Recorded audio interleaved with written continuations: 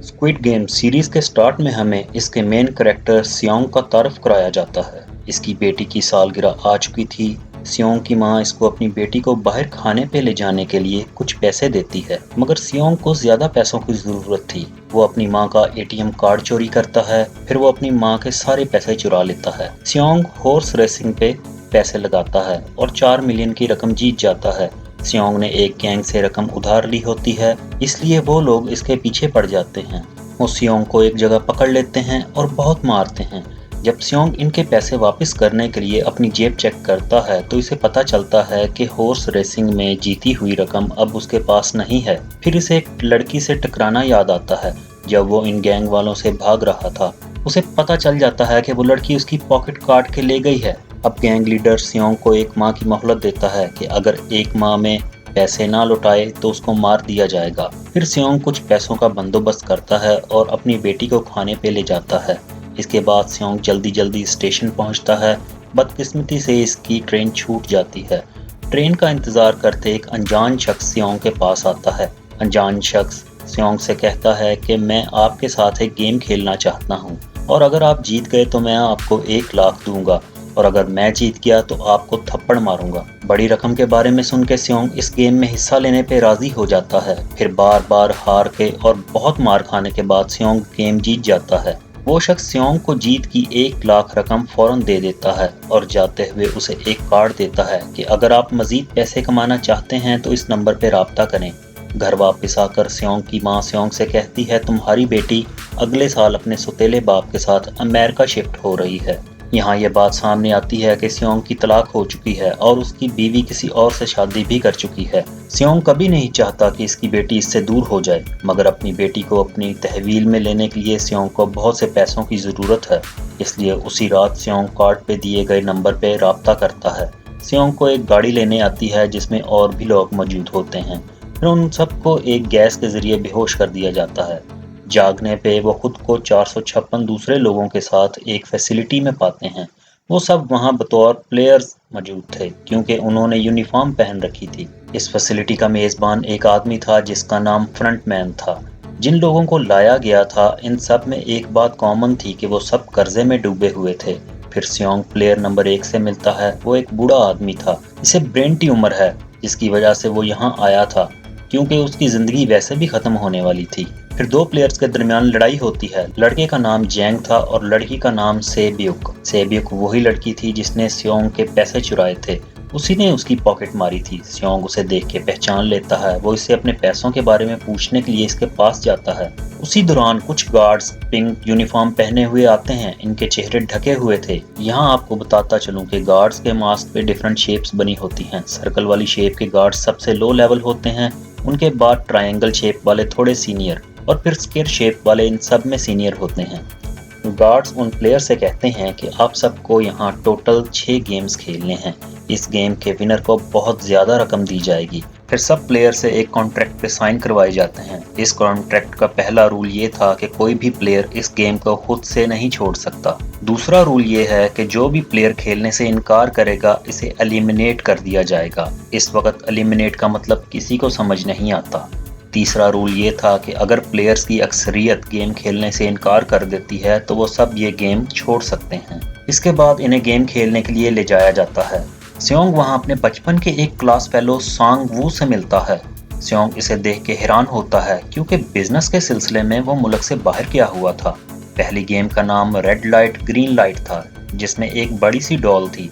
इस गेम का असूल बहुत आसान था। वो ये कि डॉल जब गाना गाएगी तब सबको आगे बढ़ना है, और जैसे ही गाना बंद हुआ सबको रुक जाना है और कोई हरकत नहीं करनी, और अगर कोई हरकत करेगा तो उसे एलिमिनेट कर दिया जाएगा। सबको ये बहुत मजाक लगता है, लेकिन जब एक लड़का हरकत करता है तो उसे गोली मार दी जाती है।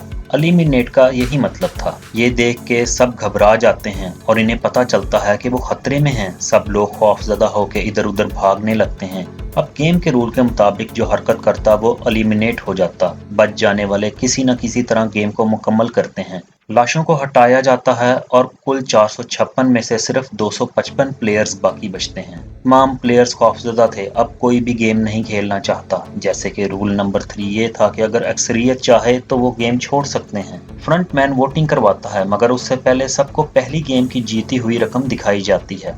ये वो रकम थी जो विनर को मिलती, लेकिन अगर वो गेम छोड़ देते हैं तो ये रकम मरने वाले प्लेयर्स की फैमिली को दी जाएगी। इनामी रकम कुल 45 अरब थी। वोटिंग ऐसी होती है जिसमें अक्सरियत गेम नहीं खेलना चाहती, इसलिए गेम को वहीं खत्म कर दिया जाता है।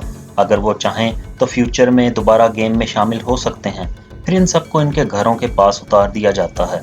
अगले दिन स्योंग पुलिस स्टेशन जाता है और पुलिस को सब कुछ बताता है, लेकिन वो स्योंग पर यकीन नहीं करते। वो समझते हैं कि वो पागल है। स्योंग इन्हें कार्ड दिखाता है, लेकिन हैरत अंगेज तौर पे वो नंबर गलत था। स्योंग घर लौटता है, लेकिन इसकी माँ वहाँ नहीं थी। स्योंग का वही क्लास फेलो सांग-वू अपनी माँ को चुपके से देख रहा होता है कि वहाँ स्योंग पहुँच जाता है। फिर सांग-वू स्योंग को बताता है कि उस पे 6 बिलियन का कर्ज है, क्योंकि उसने अपने क्लाइंट्स के पैसे स्टॉक मार्केट में डुबो दिए होते हैं। फिर स्योंग को अस्पताल से कॉल आती है। स्योंग की मां का पांव डायबिटीज का इलाज ना करवाने की वजह से नकारा हो चुका होता है। डॉक्टर स्योंग से कहता है कि आपकी वालदा की तकलीफ दूर करने के लिए उनका पांव काटना पड़ेगा और ऑपरेशन के लिए बहुत सी रकम दरकार है। जाहिर है स्योंग के पास पैसे नहीं थे, इसने अपनी मां की इंश्योरेंस की रकम भी खर्च कर दी होती है। स्योंग अपनी बीवी के पास पैसे मांगने जाता है, इसकी बीवी से पैसे देने से इनकार कर देती है। जब ये बात वो अपने दूसरे शौहर को बताती है तो इसका शौहर स्योंग को पैसे देने आता है और कहता है ये लो, मगर मेरी फैमिली से दूर रहो। स्योंग इसे मारना शुरू कर देता है, जो इसकी बेटी भी देख लेती है। उसके बाद एक करैक्टर अली दिखाया जाता है, जो अपने बॉस से कई महीनों की तनख्वाह न मिलने पे पैसे मांगने जाता है। इसका बॉस पैसे देने से इनकार करता है, तो इनके दरमियान लड़ाई शुरू हो जाती है। लड़ाई के दौरान इसके बॉस का हाथ मशीन में जख्मी हो जाता है और मौका पाते ही अली पैसे लेके फरार हो जाता है। घर आके अली अपनी बीवी को वो पैसे देके अपनी बीवी से कहता है कि पहली फ्लाइट लेके चली जाए। फिर सेब्युक, जिसने स्योंग की पॉकेट मारी थी, वो एक एजेंट से मिलती है, क्योंकि इसे अपनी मां को नॉर्थ से साउथ कोरिया में शिफ्ट करना था, मगर उसके लिए उसे बहुत रकम चाहिए होती है। सेब्युक का एक छोटा भाई भी होता है, जिससे सेब्युक ने वादा किया होता है कि वो मां को यहाँ ले आएगी। फिर एक ऑफिसर को दिखाया जाता है जिसका भाई लापता था। वो ऑफिसर अपने भाई के घर जाता है, जहाँ इसे पता चलता है कि इसका भाई पिछले कुछ दिनों से घर नहीं आया। घर की तलाशी के दौरान ऑफिसर को वहाँ एक कार्ड मिलता है। ऑफिसर ने पुलिस स्टेशन में स्योंग के हाथ वही कार्ड देखा था। ऑफिसर स्योंग के पास जाता है और उसके बारे में पूछता है, लेकिन स्योंग उसे कोई जवाब नहीं देता। जब स्योंग घर लौटता है तो इसे दोबारा वो कार्ड मिल जाता है। स्योंग फैसला करता है कि वो दोबारा गेम में शामिल हो जाएगा। स्योंग की तरह बाकी प्लेयर्स को भी कार्ड्स मिलते हैं और वो सब दोबारा गेम में शामिल होने लगते हैं। फिर दिखाया जाता है कि तमाम प्लेयर्स को एक जहाज के पास लाया जाता है। कारों का पीछा करते हुए ऑफिसर भी वहां पहुंच जाता है। वो एक गार्ड को मार के पानी में फेंक देता है। फिर सभी प्लेयर्स को एक आइलैंड पे एक फैसिलिटी में लाया जाता है। उन्हें अगली गेम के बारे में कोई इल्म नहीं होता कि वो कैसी खेली जाएगी। कुछ प्लेयर्स वहां अपनी टीम्स बना लेते हैं। रात को सेब्युक और एक लड़की वॉशरूम जाते हैं। वहां सेब्युक उस फैसिलिटी को छुप के देखने लगती है। वो देखती है कि गार्ड्स बहुत बड़े बड़े बर्तनों में कुछ पका रहे होते हैं। एक गार्ड को शक होता है और वो वॉशरूम उनको चेक करने पहुंच जाता है, मगर तब तक सेब्युक वापस आ चुकी होती है। सेब्युक उस औरत को बता रही होती है जो उसने वहां देखा, लेकिन सांग-वू इन्हें सुन लेता है। वो सेब्युक से इसके बारे में पूछता है। वो इसे बताती है कि वो बड़े बर्तनों में कुछ पका रहे थे। तमाम प्लेयर्स को गेम के मैदान में ले जाया जाता है। इनके सामने 4 शेप्स थी और इन्हें एक शेप चुननी है। सांग-वू को गेम के बारे में थोड़ा सा आइडिया हो जाता है कि इन्हें क्या करना है। सांग-वू स्योंग से कहता है कि हम सब अलग अलग शेप्स चूज करेंगे। इसके बाद इन्हें एक छोटा सा बर्तन दिया जाता है जिसमें कैंडी के दरमियान एक शेप बनी होती है और गेम ये होती है कि उस शेप को बगैर टूटे सुई की मदद से निकालना होता है। अगर किसी की शेप टूट गई तो उसे एलिमिनेट कर दिया जाएगा। सांग-वू की शेप बहुत आसान होती है, इसलिए वो आराम से उसको निकाल लेता है, मगर स्योंग की शेप काफी मुश्किल थी। फिर भी वो किसी न किसी तरह से शेप निकाल ही लेता है। फिर गेम हारने वालों को एलिमिनेट कर दिया जाता है और बाकी 187 में से 108 बचे प्लेयर्स को रूम्स में वापस ले जाया जाता है। फिर उनको खाना दिया जाता है, जहां खाने पे लड़ाई होने की वजह से जैंग की एक लड़के से लड़ाई हो जाती है और जैंग उस लड़के को मार देता है। फिर दिखाया जाता है कि इन प्लेयर्स में एक डॉक्टर होता है जो कुछ गार्ड्स के साथ मिलकर डेड बॉडीज के ऑर्गन निकाल रहा होता है और वो लोग ऑर्गन्स को बेचते होते हैं। ये सब कुछ फ्रंटमैन से छुप के किया जा रहा था। यही वजह है कि वो अपने ही आदमी को कंट्रोल रूम में बिठाते थे जो उनकी तमाम वीडियो फुटेज डिलीट कर देता था। गार्ड्स डॉक्टर को गेम के बारे में पहले ही बता देते थे ताकि वो जिंदा रहे। एक गार्ड डॉक्टर को बताता है कि आज हमने खिलाड़ियों को कम खाना दिया है ताकि वो आपस में लड़ें और पहले ही तमाम कमजोर प्लेयर्स गेम से बाहर हो जाएं। इसके साथ ही गार्ड डॉक्टर को अपने अगले गेम के बारे में बता देता है। 30 मिनट बाद लाइट्स बंद होने वाली थीं। सांगवू जानता है कि जैंग की टीम कुछ गड़बड़ करेगी, इसलिए वो उनकी टीम को बुलाता है और इन्हें आराम से रहने को कहता है। फिर वो डॉक्टर जैंग की टीम में शामिल हो जाता है। यहाँ डॉक्टर जैंग को अगले गेम के बारे में बताता है। इसके बाद लाइट्स बंद हो जाती हैं और जैंग अपनी टीम के साथ मिलकर सभी प्लेयर्स को मारने लगता है। फिर वो सेब्युक को भी मारने वाला होता है कि सियोंग उसे बचा लेता है। फिर वहाँ गार्ड्स आके लड़ाई को रुकवा लेते हैं और सिर्फ 80 प्लेयर्स बाकी बचते हैं। फिर सब प्लेयर्स को तीसरी गेम के लिए ले जाया जाता है और उन्हें कहा जाता है कि सब 10-10 की टीम्स बना लें। अब जैंग अपनी फीमेल फ्रेंड को अपनी टीम में नहीं रखता। वो उसकी बहुत मिन्नतें करती है, मगर जैंग को अगली गेम का डॉक्टर के जरिए पता लग चुका होता है, इसलिए वो अपनी टीम में सिर्फ ताकतवर मर्दों को ही रखता है। सांगवू भी अपनी टीम बनाता है क्योंकि इन्हें एक खिलाड़ी की जरूरत होती है, इसलिए वही जैंग की फ्रेंड जबरदस्ती उनकी टीम में घुस जाती है। ये गेम दरअसल टग ऑफ वार था, जिसमें एक टीम ने खींच के दूसरी टीम को नीचे गिराना था। फिर गेम स्टार्ट हो जाती है। जैंग की टीम आसानी से ये गेम जीत जाती है। अब सांगवू की टीम की बारी आती है, जो काफी कमजोर थी, मगर वो बूढ़ा प्लेयर नंबर 1 उनको बताता है कि उसने अपनी जिंदगी में बहुत दफा ये टग ऑफ वार गेम खेली है, इसलिए वो इनकी रहनुमाई करता है कि इस गेम को कैसे जीतना है। फिर वो किसी न किसी तरह गेम जीत जाते हैं। फिर रात को दोबारा दिखाया जाता है कि 10 मिनट्स के बाद लाइट्स बंद हो जाएंगी। इस पर सांगवू अपनी टीम को तैयार रहने के लिए कहता है और वो फैसला करते हैं कि वो एक एक करके जागेंगे और बाकियों की हिफाजत करेंगे। जैसे कि जैंग की टीम में सभी लड़ने वाले प्लेयर्स थे, इसलिए अब जैंग को डर था कि उसी की टीम के लोग उसको ठिकाने ना लगा दें। दूसरी तरफ डॉक्टर और गार्ड्स मिलकर लाशों के ऑर्गन्स निकाल रहे होते हैं और उन ऑर्गन्स को डिलीवर करने गार्ड नंबर 28 और 29 ने जाना था। फिर वो एक डेड बॉडी के बारे में बात कर रहे होते हैं जिसकी एक किडनी थी, जिसको वो ज़ॉम्बी कह रहे थे। अब यहाँ वो गार्ड नंबर 29 वही ऑफिसर था जो एक गार्ड को मार के फैसिलिटी में दाखिल हुआ था और डिलीवरी करने भी अब उसे जाना था गार्ड नंबर 28 के साथ।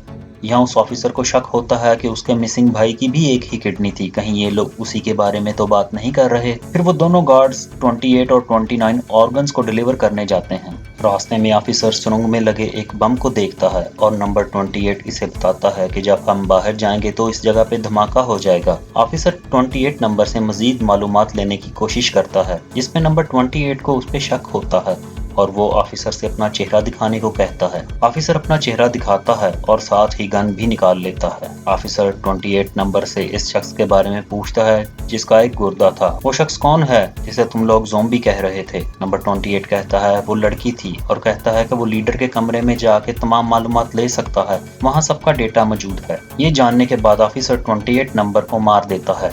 दूसरी तरफ डॉक्टर गार्ड से अगले गेम के बारे में पूछता है, लेकिन इस बार गार्ड्स को भी अगले गेम का इल्म नहीं था। डॉक्टर गुस्से में आ जाता है, वो गार्ड को पकड़ लेता है और उसी लड़ाई में डॉक्टर गार्ड को मार के वहां से भाग जाता है। एक गार्ड भी इसका पीछा करता है और एक गेम के मैदान तक पहुंच जाता है। गार्ड डॉक्टर को फंसा के मारने के लिए अपना चेहरा भी उसे दिखा देता है। वहाँ फ्रंट मैन भी पहुंच जाता है जो गार्ड और डॉक्टर दोनों को मार देता है। फिर फैसिलिटी की तलाशी लेने पे 28 नंबर की डेड बॉडी भी मिलती है और उनको पता लग जाता है कि फैसिलिटी में कोई मौजूद है। उधर ऑफिसर लीडर के कमरे में पहुंच जाता है जहां सबका रिकॉर्ड मौजूद था। वहां ऑफिसर को विनर का डेटा मिलता है और वो देखता है कि उसका भाई भी विनर्स में से है। इसका मतलब वो भी ये गेम कभी जीत चुका है। फिर प्लेयर्स को 4th गेम के लिए लाया जाता है और उन्हें अपना अपना एक साथी चुनने के लिए कहा जाता है। जैंग की फ्रेंड भी अपना साथी तलाश करती है, मगर कोई भी उसका साथी बनने को तैयार न था। इसके बाद हर प्लेयर को 10 मार्बल दिए जाते हैं। गेम ये होती है कि प्लेयर को अपने साथी से बगैर कोई जोर जबरदस्ती किए सारे मार्बल्स लेने होते हैं। गेम का टाइम खत्म होने पर जिसके पास मार्बल्स नहीं होंगे वो एलिमिनेट हो जाएगा। सांगवू और अली उन मार्बल से ऑड इवन वाला गेम खेलते हैं और अली सारे मार्बल्स जीत जाता है और सांगवू के पास सिर्फ एक मार्बल बचता है। अब सांगवू को पता था कि अगर वो फाइनल राउंड में हार गया तो ये मार्बल भी चला जाएगा और वो मारा जाएगा। इसलिए सांगवू अपने साथी अली से धोखा करता है कि अगर हम दोनों में से कोई भी ना जीता तो हमारा मैच दोबारा करवाया जाएगा, और फिर धोखे से उसके मार्बल्स बदल देता है और गार्ड्स को अपने मार्बल्स देके वहां से बाहर चला जाता है। जब अली अपने मार्बल्स चेक करता है तो उसे पता चलता है सांगवू उन मार्बल्स की जगह पत्थर भर के चला गया है। उधर प्लेयर नंबर 1 जो बूढ़ा था वो गेम खेलने की बजाय इधर उधर घूम के टाइम जाया कर रहा होता है, लेकिन सियोंग जो उसका साथी था किसी तरह उसे खेलने के लिए एग्री कर लेता है। फिर वो दोनों भी इवन ऑड खेलते हैं। फिर बूढ़ा सियोंग के सारे मार्बल जीत जाता है, मगर लास्ट राउंड पे वो बूढ़ा आदमी भूल जाता है कि उसने इवन चुना था या ऑड, और सियोंग उससे झूठ बोल के उसके मार्बल्स जीत जाता है।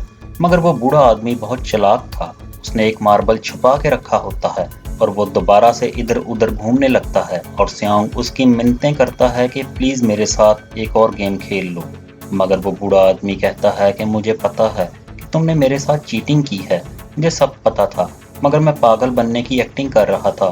सियोंग ये जानकर रोने लगता है और बूढ़े को उस पर तरस आ जाता है और वो आखिरी मार्बल भी सियोंग को दे देता है। उसके बाद सेब्युक और उसकी पार्टनर भी गेम खेल रहे होते हैं। उनकी गेम ये होती है कि जो अपना मार्बल दीवार को लगे बगैर उसके करीब फेंकेगा वो सारे मार्बल जीत जाएगा। फिर सेब्युक अपना मार्बल फेंकती है, मगर उसकी पार्टनर अपना मार्बल पाँव के पास ही फेंक देती है। सेब्युक को पता चल जाता है कि वो जानबूझ के हार रही है, इसलिए सेब्युक उसे दोबारा मार्बल फेंकने को बोलती है, मगर उसकी पार्टनर कहती है कि मेरा इस दुनिया में कोई भी नहीं, मैं अकेली हूँ, मगर तुम्हारा छोटा भाई तुम्हारा इंतजार कर रहा होगा, इसलिए तुम जीत जाओ और जिंदा रहो। और फिर सभी हारने वालों को मार दिया जाता है और उनकी डेड बॉडीज को वहां से हटा लिया जाता है। रूम में वापस आके जैंग देखता है कि उसकी ओल्ड फ्रेंड जिसको जैंग ने धोखा दिया था वहां पहले से मौजूद होती है।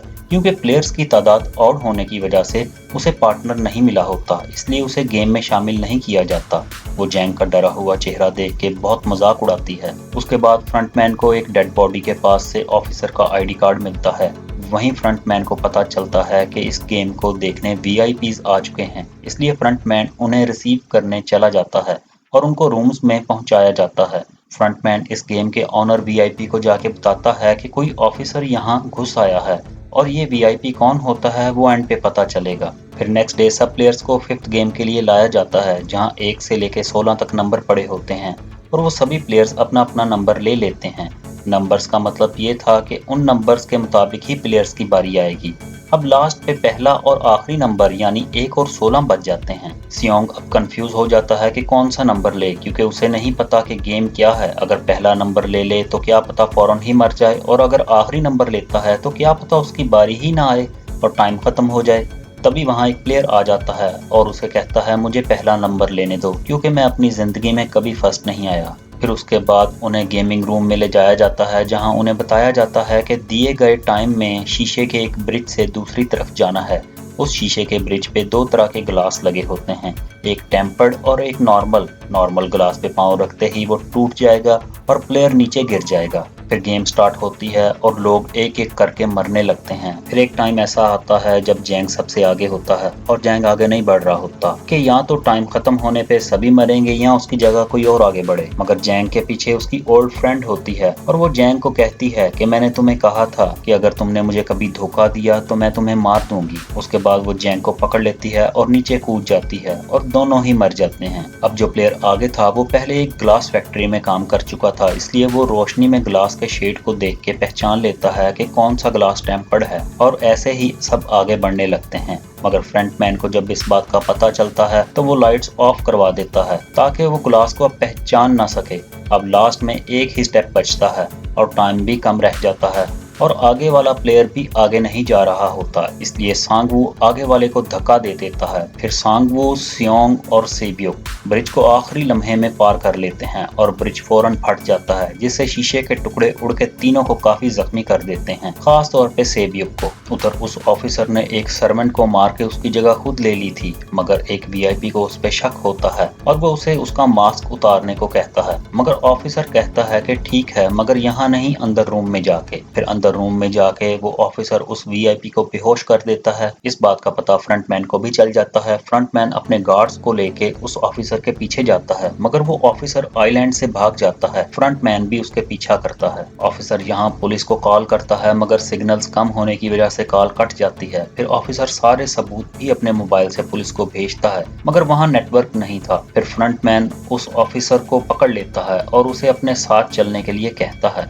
मगर वो ऑफिसर फ्रंटमैन पे गोली चला देता है। फिर फ्रंटमैन अपना मास्क उतार देता है और वो ऑफिसर देखता है कि फ्रंटमैन कोई और नहीं, उसका अपना ही भाई है। उसके बाद फ्रंटमैन भी ऑफिसर पे गोली चला देता है और वो नीचे पानी में गिर जाता है। उधर ग्लास लगने की वजह से सेबियुक बहुत ज्यादा जख्मी हो चुकी थी। फिर उन तीनों प्लेयर्स को डिनर के लिए ले जाया जाता है और उनके पास एक एक नाइफ भी रख दिया जाता है, मतलब रात को वो तीनों एक दूसरे पे हमला कर सकते हैं। मगर सियोंग देखता है कि सेबियुक की हालत बहुत खराब है, इसलिए वो सेबियुक को कहता है कि फिक्र ना करो, हम दोनों मिलके सांगवू को हरा देंगे और हम दोनों ही जीत के यहाँ से निकल जाएंगे, फिर इनाम भी अदा कर लेंगे। सेबियुक सियोंग को बताती है कि उसका एक छोटा भाई है जिससे वो बहुत प्यार करती है, और सियोंग को कहती है कि अगर हम दोनों में से कोई भी जीतता है तो दूसरा उसकी फैमिली का ख्याल रखेगा। अब सेबियुक की हालत काफी खराब हो जाती है और सियोंग मदद के लिए दरवाजा बजाता है, मगर जब तक सियोंग वापस आता है तब तक सांगवू सेबियुक को मार चुका होता है। फिर उन दोनों प्लेयर्स को लास्ट 6th गेम के लिए लाया जाता है और गेम ये थी कि मार दो या मर जाओ। इस गेम का नाम होता है स्क्विड गेम। इसके बाद गेम स्टार्ट हो जाती है और दोनों की बहुत लड़ाई होती है और सांगवू मरने के करीब आ जाता है। तब सियोंग जो गेम जीत रहा होता है कहता है कि वो इस गेम को यहीं खत्म करना चाहता है। जैसा कि रूल नंबर 3 ये था कि अगर अक्सरियत इस गेम को खेलने से मना कर दे तो गेम बंद कर दी जाएगी। फिर सियोंग सांगवू को अपने साथ चलने का कहता है, मगर सांगवू अपने आप को खुद ही मार लेता है ताकि सियोंग ये गेम जीत जाए। फिर फ्रंटमैन सियोंग को कहता है कि तुम बहुत अच्छा खेले, मुझे इसकी उम्मीद नहीं थी। उसके बाद सियोंग को उसके घर पे छोड़ दिया जाता है और सियोंग की पॉकेट में एक एटीएम कार्ड भी रख दिया जाता है। जब सियोंग जाके चेक करता है तो देखता है कि सारे पैसे उसके अकाउंट में आ चुके हैं। उसके बाद सियोंग अपने घर जाता है, मगर तब तक उसकी मां मर चुकी होती है। फिर 1 साल बाद का सीन दिखाया जाता है जहां हम देखते हैं कि सियोंग ने अपनी हालत काफी खराब बनाई हुई है और उसने अभी तक जीती हुई रकम को हाथ भी नहीं लगाया। एक दिन एक फूल बेचने वाली औरत सियोंग को वैसा ही एक कार्ड देके जाती है जिस पर एक एड्रेस लिखा होता है। फिर सियोंग उस एड्रेस पे जाता है जहां उसे पता चलता है कि ये सारी गेम किसी और की नहीं, उसी बूढ़े प्लेयर नंबर 1 की थी जो अभी भी जिंदा था। यहाँ पर वो बूढ़ा आदमी सियोंग को बताता है कि वो वाकई में ब्रेन ट्यूमर का मरीज है और मरने से पहले वो ये गेम खेलना चाहता था जिसमें बाकी लोगों को मरता देख सके, इसलिए उसने अपने क्लाइंट से मिलकर ये गेम बनाई थी। मगर वो बताता है कि हमने किसी को मजबूर नहीं किया था गेम खेलने के लिए, सब अपनी मर्जी से इस गेम में आए थे और मैंने गेम में खुद इसलिए पार्टिसिपेट किया क्योंकि गेम देखने से ज्यादा खेलने में मजा आता है। वो कहता है कि जो पैसे तुम्हारे पास हैं वो मेरे ही हैं। फिर वहीं उस बूढ़े आदमी की मौत हो जाती है। सियोंग सेबियुक के भाई को लेके सांगवू की मां के पास जाता है और उसे कहता है कि इस बच्चे का ख्याल रखना, और साथ में एक बैग भी दे देता है जिसमें बहुत सारी रकम थी। फिर सियोंग एक स्टेशन पे जाता है और देखता है कि वही आदमी जो मूवी के स्टार्ट में उसे मिला था वो किसी और के साथ वो गेम खेल रहा होता है। सियोंग उसको पकड़ने के लिए भागता है, मगर वो आदमी भाग जाता है। फिर सियोंग उस कार्ड वाले नंबर पे कॉल करता है और कहता है कि तुम लोग कौन हो और लोगों की जिंदगी के साथ क्यों खेल रहे हो। और आगे से सियोंग को कहा जाता है कि सियोंग अगर तुम जिंदा बचना चाहते हो तो प्लेन में चढ़ जाओ। और इसी सीन के साथ ये सीरीज यहाँ पे एंड हो जाती है। Thank you for watching. अगर आपको वीडियो पसंद आई हो तो इसको लाइक कर दें और चैनल को सब्सक्राइब करना ना भूलिएगा।